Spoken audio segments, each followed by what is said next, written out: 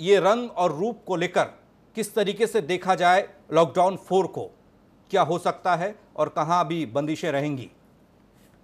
देखिए, मैं लॉकडाउन 4 पर इस बहस से पहले कुछ कहूं, उससे पहले मुझे लगता है कि आज सुबह जो एक बहुत हृदय विदारक घटना घटी उत्तर प्रदेश के औरैया इलाके में, जहां 25 श्रमिक दिवंगत हो गए एक सड़क दुर्घटना में। वो इस त्रासदी के शिकार थे, जहां काम करते थे वहां से चले थे अपने घर के लिए, तो घर तो नहीं पहुंचे, रास्ते में चिर निद्रा में लीन हो गए, वो भी एक दुर्घटना में।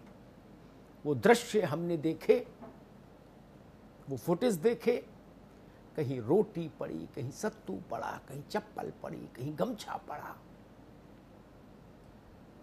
माँ और पिता नहीं रहे, छोटा दुधमुहा बच्चा उनके पास बैठा उनको झकझोर रहा है कि अम्मा उठो, अम्मा उठो। मेरा मन उस घटना से बहुत अशांत है। तो सबसे पहले तो मैं उनकी आत्मा की शांति के लिए ईश्वर से प्रार्थना करूंगा,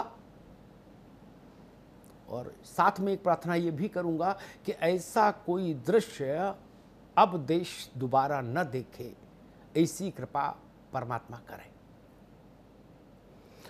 अब आते हैं ये लॉकडाउन 4। मुझे लगता है कि लॉकडाउन 4 के लिए गाइडलाइन जिस वक्त केंद्र बना रहा है, उस वक्त कोरोना की विभीषिका एक पक्ष में है, एक साइड में, और दूसरी साइड में यह सत्य भी है कि भारत की अपनी समस्याएं हैं। इतनी बड़ी आबादी के जीविकोपार्जन का बड़ा मसला है, और वो मसला कई बार इतना बड़ा हो जाता है जब हम ऐसे दृश्य देखते हैं कि सड़क पर रोटी पड़ी और लाशें, कि हमको लगता है कि 1000 कोरोना छोटे हैं इस मसले के आगे। पेट से बड़ा कोई मसला नहीं, जीवन से बड़ा कोई मसला नहीं। पूरे विश्व में, लगभग पूरे विश्व में कोरोना का तांडव है, लेकिन भारत की हैसियत का कोई मुल्क ऐसा नहीं, एक थोड़ी नई बात कह रहा हूं, भारत की हैसियत वाला कोई बड़ा मुल्क ऐसा नहीं जहां लाखों लोग फटे हाल, तंग हाल, पांव में चप्पल नहीं, सर पे टोपी नहीं, बोरी बोरा लिए, बच्चे लिए सड़क पर निकल पड़े हो एक अंतहीन यात्रा में। किसी देश में ऐसा नहीं, किसी देश में। अमेरिका में यह त्रासदी नहीं, फ्रांस में यह त्रासदी नहीं, जापान में यह त्रासदी नहीं, इंग्लैंड में यह त्रासदी नहीं, कहीं नहीं, जर्मनी में नहीं, इटली में नहीं। जितने देश में जानता हूं वहां कहीं यह त्रासदी नहीं है। इसलिए उनका लॉकडाउन अलग, हमारा लॉकडाउन अलग ही होना चाहिए। ठीक कहा प्रधानमंत्री ने। भारत का लॉकडाउन किसी देश के लॉकडाउन से प्रभावित नहीं हो सकता, क्योंकि हमारी जो मूल समस्या है वो बाकी मुल्कों में है ही नहीं। मैं लोगों को सुनता हूं, मजदूरों को, वो कहते हैं भाई कुछ हो जाए लेकिन हमको घर जाना है। उसके पीछे उनके पास कारण है।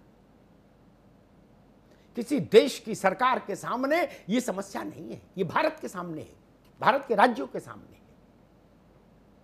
इसलिए केंद्र सरकार जब दिशा निर्देश जारी करे तो इस बात का ख्याल रखा जाए, और रखा जाएगा ऐसी मैं उम्मीद करता हूं। बीमारी तो एक सी है, लेकिन जो बीमारी का बाई प्रोडक्ट है भारत में, वो दुनिया में कहीं नहीं। उनकी चिंता दवा, इंजेक्शन, डॉक्टर, अस्पताल, वेंटिलेटर तक है, और रोजमर्रा का सामान उसकी सप्लाई चेन ठीक रहे, बस दूध बटर ब्रेड सब्जी जूस ये मिलता रहे, बस उनकी चिंता इतनी है। हमको कहां लड़ना पड़ रहा है कि ननकू और रज्जाक का परिवार भी सुरक्षित पहुंच जाए, नहीं तो कोई दूसरा ट्रक आएगा और इनको सड़क पर कुचल के चला जाएगा। इसलिए ये अर्थशास्त्र अलग है। मनीष हिंदवी से पूछूंगा आगे चल के, यहां की राजनीति, यहां का राजनीति शास्त्र अलग, समाज शास्त्र अलग, इसलिए अर्थशास्त्र भी अलग होगा। मुझे लगता है नीति बनाने वाले वर्ग को अब यह सत्य स्वीकार कर लेना चाहिए कि कोरोना पॉजिटिव की संख्या से देश को बहुत भयभीत नहीं होना चाहिए, न करना चाहिए किसी को। यह संख्या तो बढ़ेगी, यह नहीं रुकेगी। निगाह दो बातों पर रहे जो अभी तक ठीक है। दोनों बातें मेरे दो पैरामीटर्स हैं इस क्राइसिस में। लॉकडाउन पर निर्णय करते समय क्या छूट दें क्या नहीं दें, मुझे लगता है प्रधानमंत्री के स्तर पर इसका ख्याल रखा जाएगा। पहला मानक है मेरा कि रिकवरी रेट अच्छा हो रहा है लगातार प्रतिदिन के, नहीं।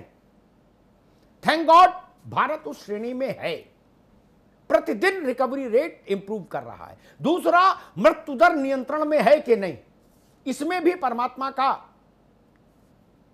आशीष, भारत ने मृत्यु दर को कठोरता के साथ नियंत्रण में रखने में सफलता पाई। यह संख्या पर हाय तौबा नहीं चलेगी अब, नहीं। देश का एक बड़ा हिस्सा अवसाद में जा रहा है भाई, हम इस संख्या पर ही क्या विचार चिंतन करते रहेंगे। इसलिए खुलना चाहिए देश का एक बड़ा हिस्सा, कारोबार का बड़ा हिस्सा, ताकि और भी गम्भीर जमाने में मोहब्बत के सिवा लोगों को ये समझ आए कि कोरोना के अलावा भी जीवन है और उसमें भी व्यस्तता बढ़े तो अवसाद घटे। अभी सच बात यह है, लगभग 60 दिनों से घरों में बंद लोग अवसाद में चले गए हैं। उनके पास टेलीविजन है, अखबार है, ट्विटर है, फेसबुक है, व्हाट्सएप है, इसमें सिवाय कोरोना पर हाय हाय के कुछ नहीं आता पूरे दिन। तो स्वाभाविक है वो लोग अवसाद में चले गए होंगे।